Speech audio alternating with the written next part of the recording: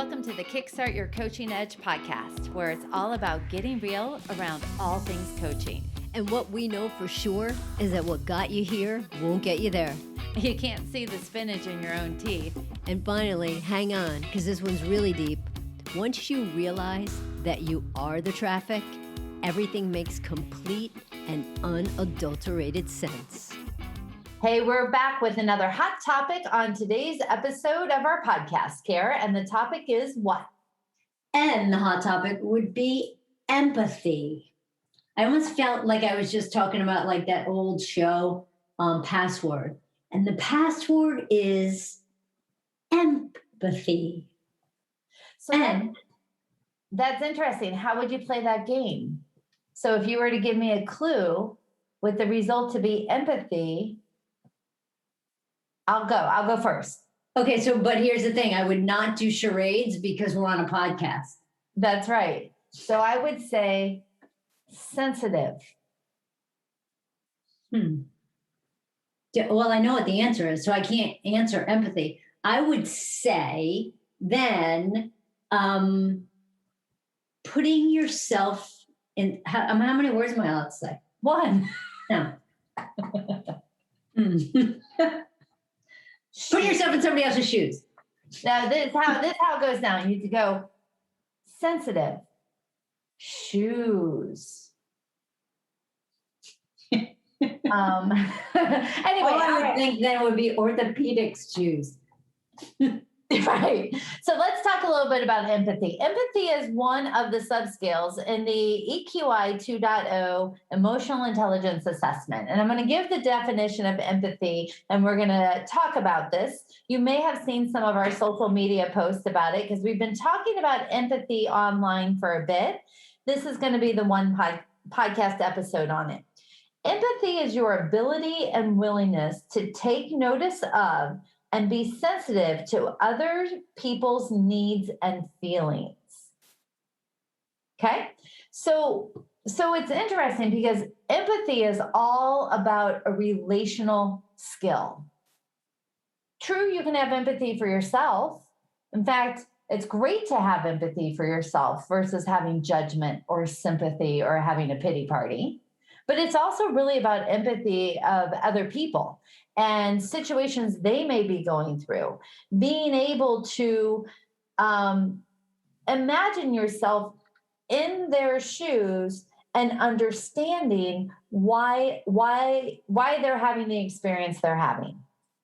Yeah, and that's a great point about the understanding of the other person's kind of perspective, right? You don't necessarily, it's like you can sense how they feel.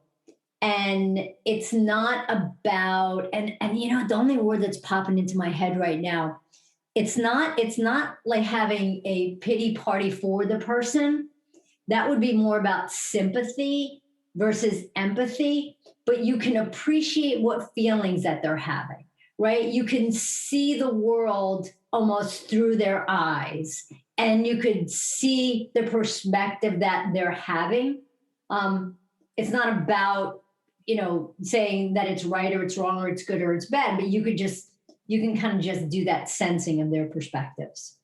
It's almost, when you say that, Kara, it's like the acknowledgement of what they're experiencing, because for them, it's perfectly normal to experience that based on who they are, how they see the world, what their expectations were, what their situations were, and how they see it.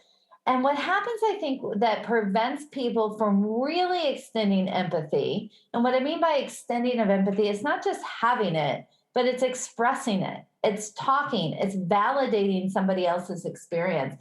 It's saying, what's it like to be in their shoes? And then I'm going to connect with them on what's it like to be in their shoes. So it's different from having it and sharing it, right? But I think one of the reasons that people have a hard time with empathy is that people then will say it will give people an excuse, or it lets them off the hook, or I'm trying to think of other things. You know, like in a work situation, if I have too much empathy about their at-home situation, Am I going to let them off the work from their deadlines, their accountabilities? And both can exist. You can have empathy for somebody and say questions like, and how do we move forward? And what support do we need to be able to hit our deadline? And given all that you're going through, what do you think the game plan should be for moving forward? So it's not just I have empathy to what comes up for me, Karen, is like I don't want to banish responsibility, but a lot of leaders will not share empathy because they still also want to be able to hit team goals.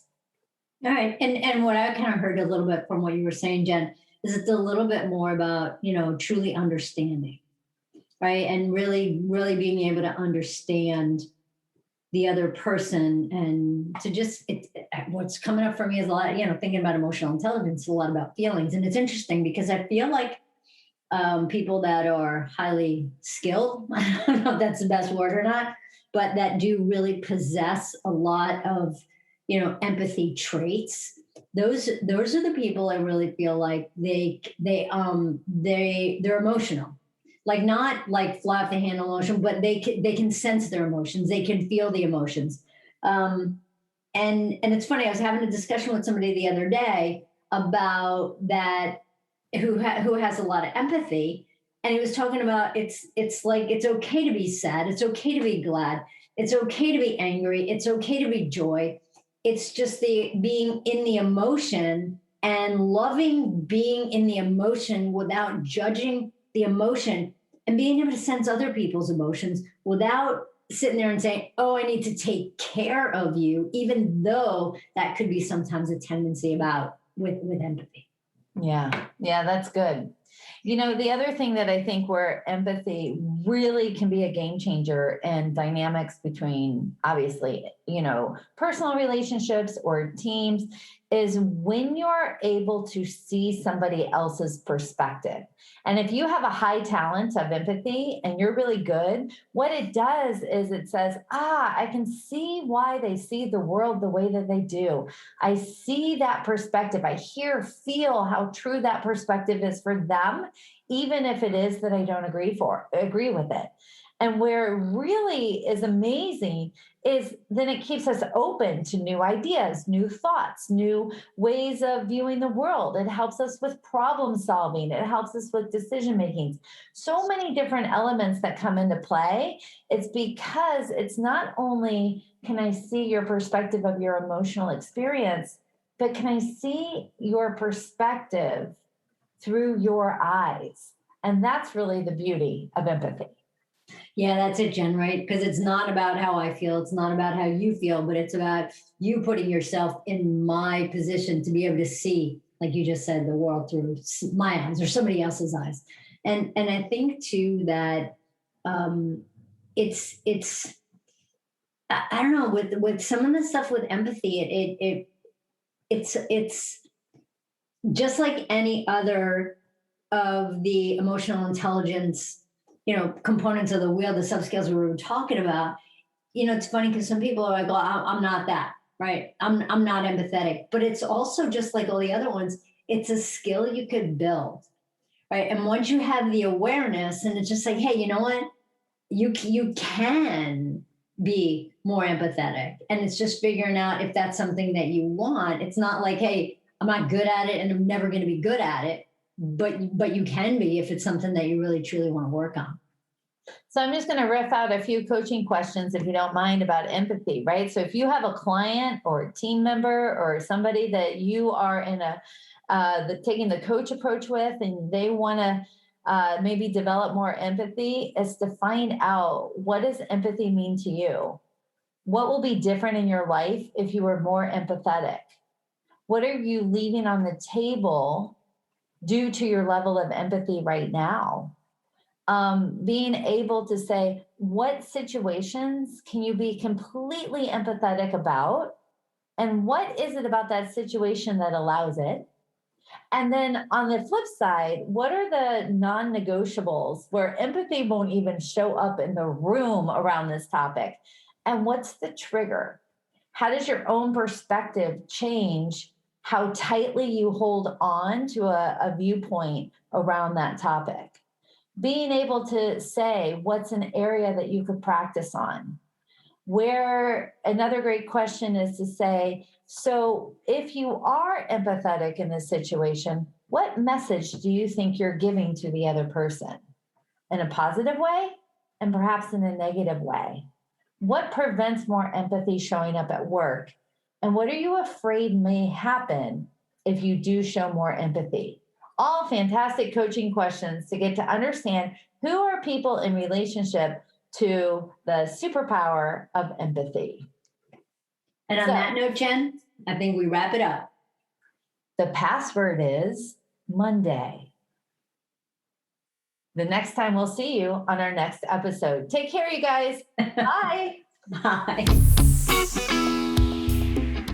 Hey, everybody. Thanks for listening to the Kickstart Your Coaching Edge podcast. Craving more in-depth discussions? Check out the Get Real Inner Circle with our no BS in-crowd of coaches. Join live coaching discussions, breakdowns of coaching calls, and have some fun while you're at it. You're going to want to go to kickstartyouredge.com/inner circle. It's time to get real.